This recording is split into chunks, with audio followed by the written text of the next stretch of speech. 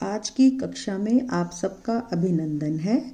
अब तक हमने पढ़ा कि श्रीकंठ सिंह को अपने भाई की हरकत पर बहुत गुस्सा आता है और वो अपने पिता से घर छोड़ने की बात कहते हैं। बेनी माधव सिंह बहुत समझदार और अनुभवी व्यक्ति थे। जब वे देखते हैं कि गांव के लोग उनकी लड़ाई देखने के लिए या उनके घर का माहौल देखने के लिए एकत्रित हो रहे हैं और किसी न किसी बहाने से उनके पास आ रहे हैं, तो वे अपने बेटे की बात मान लेते हैं और ये कहते हैं कि वो छोटा है, लाल सिंह से गलती हो गई है, जैसा भी उसने किया है और जो तुम्हें ठीक लगता है तुम वो कर सकते हो। आइए आगे पढ़ते हैं। पृष्ठ संख्या 38।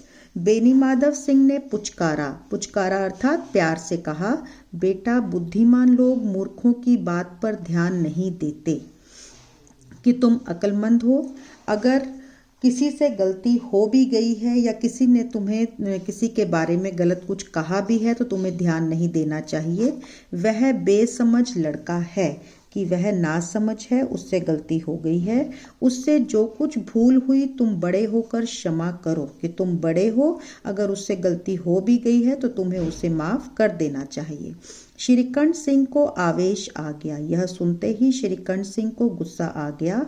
बोले, उसकी इस दुष्टता को मैं कदापि नहीं सह सकता। कदापि अर्थात बिल्कुल भी, कि उसने जो गलती की है, अन्याय किया है, उसको मैं बिल्कुल भी क्षमा नहीं करूँगा। या तो वही घर में रहेगा या मैं, कि इस घर में या वह रहेगा या मैं। आपको यदि वह अधिक प्यारा है तो मुझे अलविदा कह दीजिए, कि यदि आपको वह अच्छा लगता है तो आप ऐसे कीजिए कि मुझे जो है आप कुछ भी कह सकते हैं, मैं ये घर छोड़कर चला जाऊंगा। मैं अपना भार संभाल लूंगा, अर्थात मैं अपनी जीविका स्वयं चला सकता हूँ। यदि मुझे रखना चाहते हैं तो उससे कहिए जहाँ चाहे चला जाए। यदि आप चाहते हैं कि मैं इस घर में रहूं तो आप लाल सिंह से कह दीजिए कि वह घर छोड़कर जा सकता है। बस यह मेरा अंतिम निश्चय है, यही मेरा अंतिम निर्णय है। लाल बिहारी दरवाजे की चौखट पर चुपचाप खड़ा भाई की बातें सुन रहा था। लाल बिहारी भी वहीं था और जब श्रीकंठ सिंह जी अपने पिता से बात कर रहे थे तो लाल बिहारी ने उन दोनों के बीच का वार्तालाप सुना। वह श्रीकंठ के सामने चारपाई पर बैठ जाए, हुक्का पी ले या पान खा ले। बाप का भी वह लिहाज ना करता था जितना बड़े भाई का। इस लाइन का यह अर्थ है कि श्रीकंठ सिंह का लाल सिंह इतना सम्मान करता था कि वह उनके सामने कभी भी कोई भी गलत हरकत नहीं करता था और अपने पिताजी के सामने तो फिर भी वह कुछ न कुछ कार्य कर लेता था। श्रीकंठ का भी उस पर हार्दिक स्नेह था। श्रीकंठ भी उसे उतना ही प्यार करते थे। अपने होश में उन्होंने कभी उसे घुड़का तक ना था। घुड़कना होता है डांटना, कि कभी भी श्रीकंठ सिंह ने लाल सिंह पर गुस्सा भी नहीं किया था। जब वह इलाहाबाद से आते तो उसके लिए कोई न कोई वस्तु अवश्य लाते। जब भी वे इलाहाबाद से आते थे तो वह कोई न कोई अपने भाई के लिए कोई न कोई चीज़ अवश्य लेकर आते थे।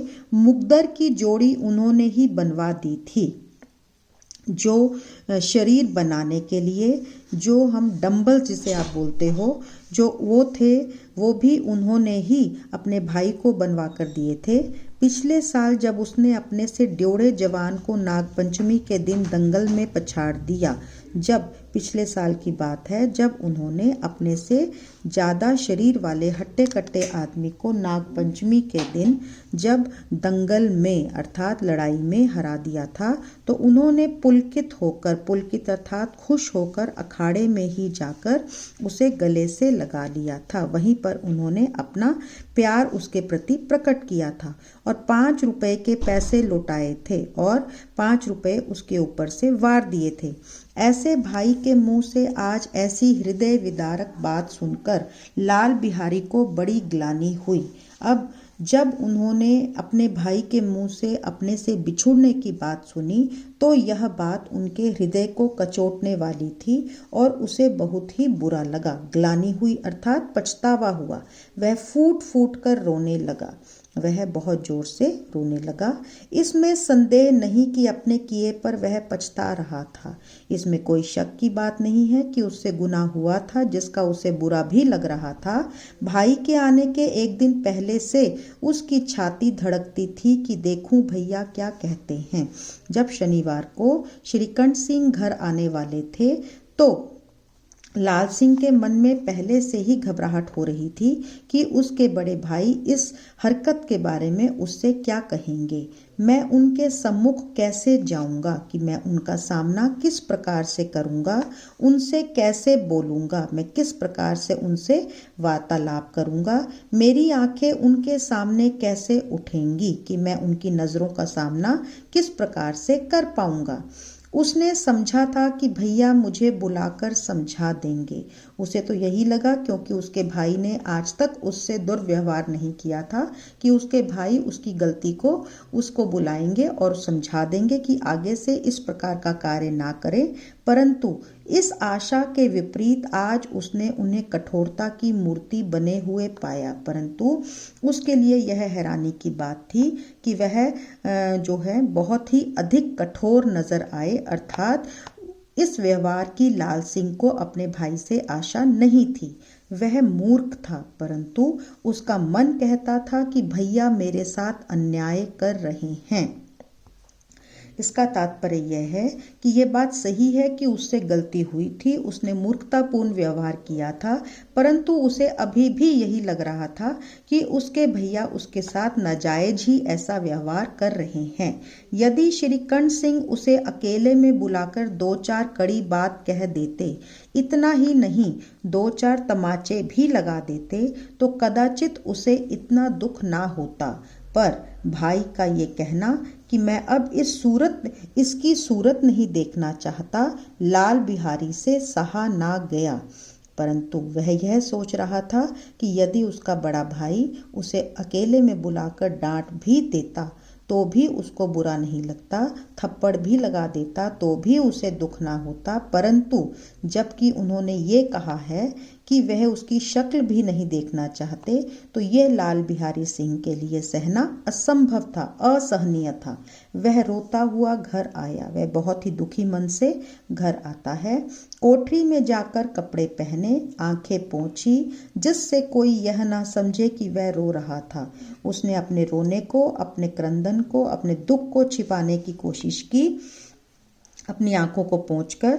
इसके उपरांत, इसके बाद में वह आनंदी के द्वार पर आकर बोला। फिर वह आनंदी के दरवाजे पर आता है, कमरे के बाहर आता है और अपनी भाभी से कहता है कि भैया ने निश्चय किया है कि मेरे साथ इस घर में ना रहेंगे, कि वे मेरे साथ इस घर में नहीं रहना चाहते हैं।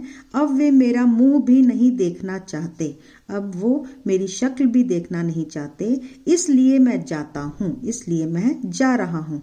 उन्हें फिर मुंह ना दिखाऊंगा, मैं अब उन्हें कभी भी अपनी शक्ल नहीं दिखाऊंगा।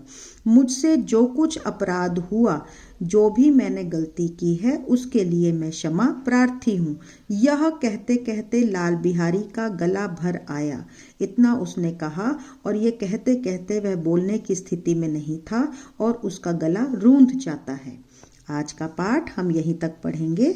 इसके बाद अगली कक्षा में अगला पाठ का अगला हिस्सा पढ़ाया जाएगा। इससे संबंधित प्रश्न उत्तर आपको दे दिए गए हैं। ध्यान से प्रश्नों को समझिए और उत्तर देने का प्रयास कीजिए। कल तक की कक्षा के लिए आप अपने स्वास्थ्य का ध्यान रखिए। आपका दिन शुभ हो।